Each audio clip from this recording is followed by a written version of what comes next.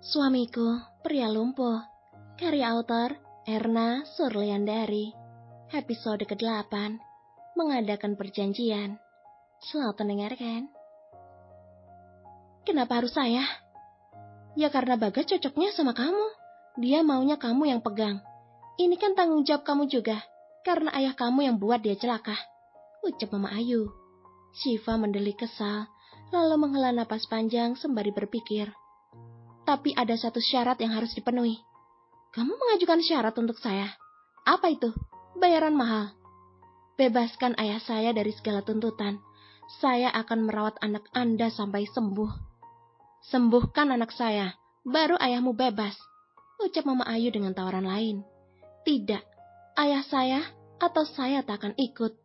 Jawab Syifa dengan tegas. Kamu berani melawan saya ya? Pekik Mama Ayu. Untung saja Tuan Erlan datang saat itu juga. Mah, apalagi?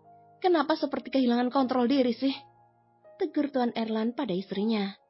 Perawat ini mencoba mencari kesempatan dalam kesempitan, mencari celah dari derita yang anak kita alami. Balas Mama Ayu. Apa? Coba ceritakan sama Papa. Pucuk Tuan Erlan dengan lembut.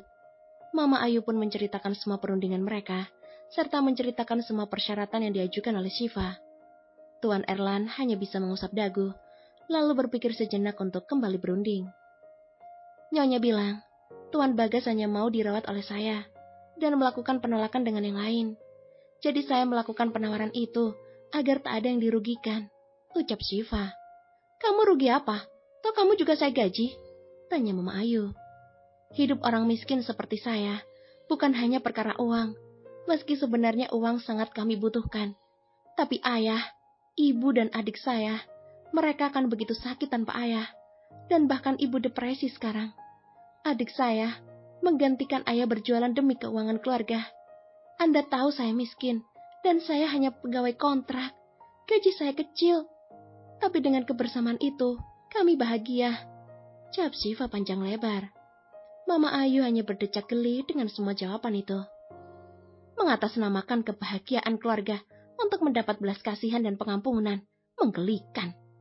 Ucapnya bernada meledek. Ma, setiap orang punya sisi kebahagiaannya masing-masing. Tegur suaminya lagi. Kenapa sih Papa bela terus dia? Suka? Tanya Mama Ayu. Iya, Papa suka prinsip hidupnya. Tuan Erlan lalu mengeluarkan HP-nya. Ia menelpon seseorang yang ada di dalam lapas dan meminta menghubungkannya pada Pak Abu saat itu juga. Setelah tersambung, Tuan Erlan lalu mengajak berunding atas persyaratan kebebasannya nanti. Syaratnya, anak Anda harus tinggal di rumah dan merawat anak saya selama 24 jam non-stop. Melayani anak saya, menemani terapi dan semua keperluan dia. Dari bangun tidur hingga malam tidur lagi. Ucap Tuan Erlan. Kenapa harus anak saya? Kenapa tidak perawat pria saja? Mereka bukan muhrim yang bisa tinggal serumah begitu saja. Meski perawat, tapi mereka punya batasan. Ucap Pak Abu sedikit keberatan. Jangan sok suci. Saya tahu kerja perawat bagaimana. Mereka sering melihat apa yang seharusnya belum mereka lihat. Bahkan sering menyentuh yang bukan muhrim.